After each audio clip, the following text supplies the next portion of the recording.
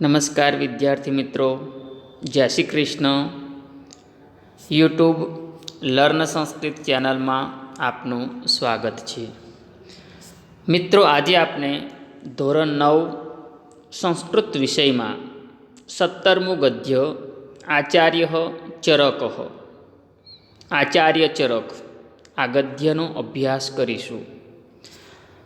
મિત્રો, ગદ્યનો અભ્યાસ કરીએ તે પહેલાં ગદ્યની પૂર્વ ભૂમિકા જોઈએ તો પ્રાચીન ભારતમાં વિવિધ વિદ્યા ક્ષેત્રોમાં અનેરું પ્રદાન કરનારા અનેક આચાર્યો થઈ ગયા. તેમાંના કેટલાક આચાર્યો તેમને રચેલા જે તે વિદ્યા શાખાના ગ્રંથના રૂપમાં આજે પણ આપણી વચ્ચે ઉપસ્થિત છે. આવા આચાર્યોમાંના એક આચાર્ય ચરક છે. આચાર્ય ચરક આયુર્વેદ શાસ્ત્રના મહાન વિદ્વાન હતા. તેમને ઔષધ વિજ્ઞાનનો પાયો નાખ્યો હતો. બીજા વિદ્વાનોની જેમ તેમના જીવન વિશે કોઈ પણ માહિતી મળતી નથી, પરંતુ તેમને રચેલો ગ્રંથ આજે પણ આપની પાસે ઉપલબ્ધ છે. સંસ્કૃત ભાષામાં લખાયેલા આ ગ્રંથનું નામ ચરક સંહિતા છે. આયુર્વેદ શાસ્ત્રનો અભ્યાસ કરવાની ઈચ્છા રાખનાર પ્રત્યેક વ્યક્તિએ આ ચરક સંહિતા નામનો ગ્રંથ વાંચવો જ પડે છે.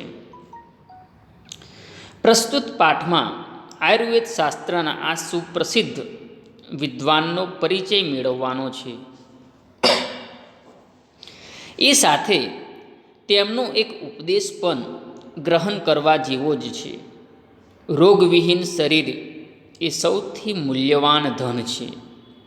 એટલે પ્રત્યેક વ્યક્તિએ પોતે કેવી રીતે રોગરહિત રહી શકે છે તે પણ જાણી લેવું જોઈએ. આ મહત્ત્વની જાણકારી આ પાઠના માધ્યમથી મેળવી શકાશે. તો મિત્રો, આવો આપણે પાઠ તરફ આગળ વધીએ.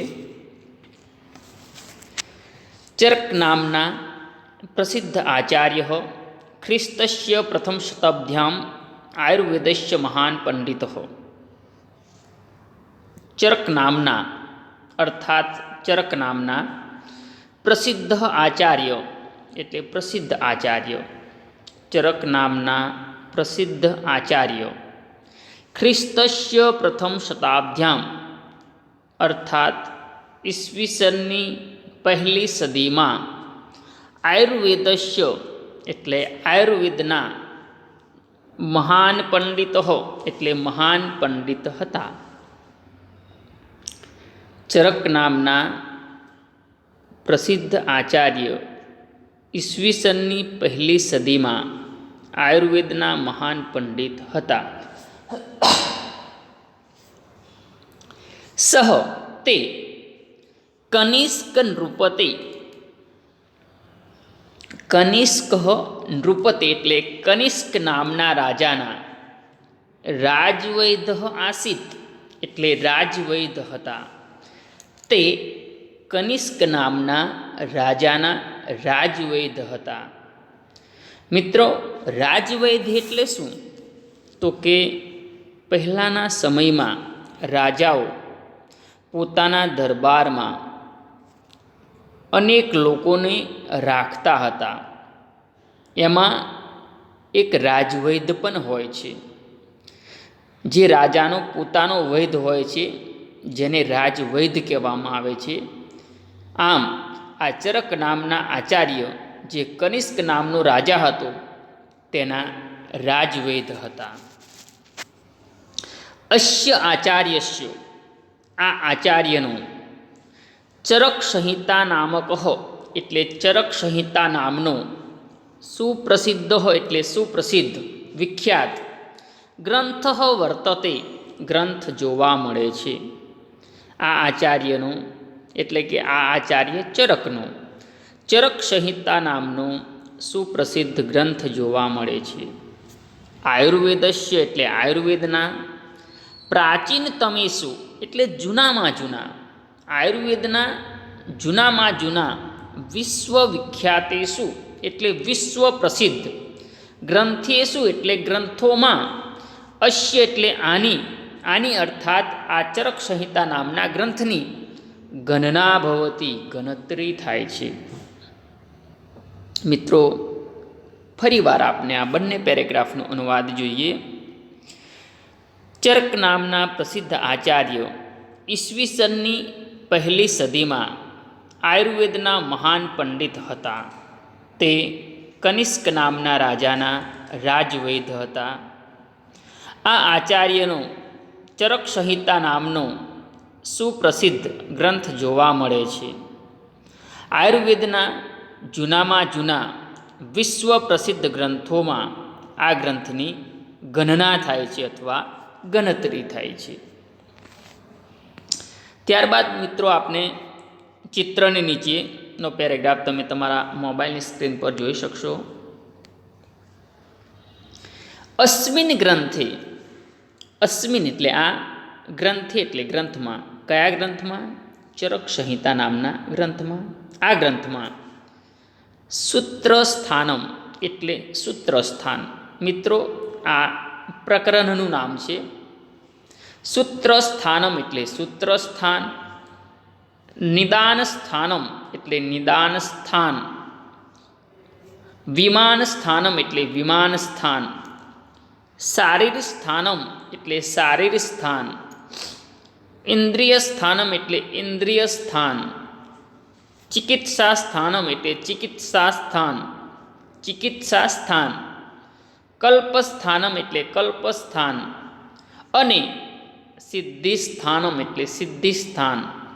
ચ ઇતિ એટલે આમ, અષ્ટો એટલે 8, પ્રકરણાની સંતિ એટલે પ્રકરણ આવેલા છે.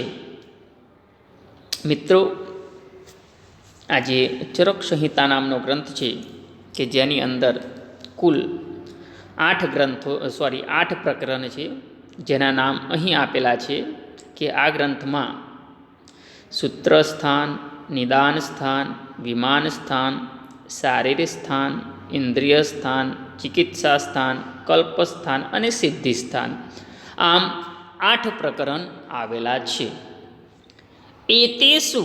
એતેષુ એટલે આ, સર્વેષુ એટલે બધા, પ્રકરણેષુ એટલે પ્રકરણો, આ બધા પ્રકરણો સમ્મિલ્ય એટલે ભેગા મળીને, આ બધા પ્રકરણો ભેગા મળીને વિંશત્યુત્તરમ 100 અર્થાત 120. મિત્રો, આ ખાસ ધ્યાન રાખજો, નીચે અહીં આપેલું છે. આ બધા પ્રકરણો ભેગા મળીને વિંશત્યુત્તરમ 100 એટલે 120 અધ્યાયા સંતિ અધ્યાય છે. અર્થાત મિત્રો કે આ ગ્રંથની અંદર કુલ 8 પ્રકરણ છે અને 8 પ્રકરણ ભેગા મળીને કુલ 120 જેટલા અધ્યાય છે. અસ્ય એટલે આ, ગ્રંથસ્ય એટલે ગ્રંથનું, પ્રમાણમ એટલે કદ અર્થાત વિસ્તાર, આ ગ્રંથનો વિસ્તાર, આ ગ્રંથનું કદ 12,000 શ્લોકાત્મકમ, 12,000 શ્લોકાત્મકમ અર્થાત 12,000 શ્લોકમાં, 12,000 શ્લોકમાં વર્તતે એટલે જોવા મળે છે. આ ગ્રંથનું પ્રમાણ, કદ 12,000 શ્લોકમાં જોવા મળે છે. અર્થાત કે આ ગ્રંથની અંદર 12,000 જેટલા શ્લોક આવેલા છે. અત્ર એટલે એમાં, પ્રાયઃ એટલે લગભગ, સહસ્ત્રદ્રયમ એટલે મિત્રો 2000, સહસ્ત્રદ્રયમ એટલે 2000, ઔષધયોગાનામ એટલે ઔષધ યોગનું, વિસ્તૃતમ એટલે વિસ્તૃત, વ્યાખ્યાનમ અસ્તિ એટલે વર્ણન કરવામાં આવેલું છે. અહીં લગભગ 2000 જેટલા ઔષધ યોગનું વિસ્તૃત વર્ણન કરવામાં આવેલું છે. અસ્મિન વ્યાખ્યાને, અસ્મિન એટલે આ, વ્યાખ્યાને એટલે વર્ણનમાં, આ વર્ણનમાં જ્વર, મિત્રો આ શબ્દ ખાસ ધ્યાન રાખજો. જ્વર એટલે તાવ, રક્તપિત્ત એટલે રક્તપિત્ત, ઉન્માદ એટલે એક માનસિક રોગ, અતિસાર એટલે મરડો, પ્રમેહાદિનામ એટલે ડાયાબિટીસ, ઉદર એટલે પેટ, શિરો એટલે મસ્તક, ચ એટલે અને, હૃદય આદિનામ એટલે હૃદય વગેરે, રોગાનામ એટલે રોગોને, નિવારકાની એટલે નિવારણ કરવાના, ચ એટલે અને, વિનાશકાની એટલે વિનાશ કરવાના, ઔષધાની એટલે ઔષધિઓનો, ઉલ્લિખિતાની સંતિ ઉલ્લેખ કરવામાં આવેલો છે.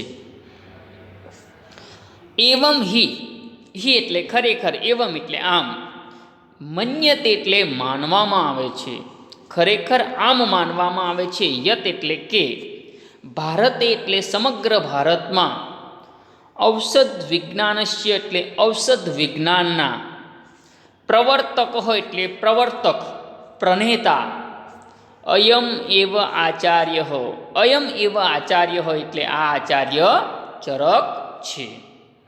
ઓકે મિત્રો, તો અહીં તૃતીય પેરેગ્રાફ પૂર્ણ થાય છે.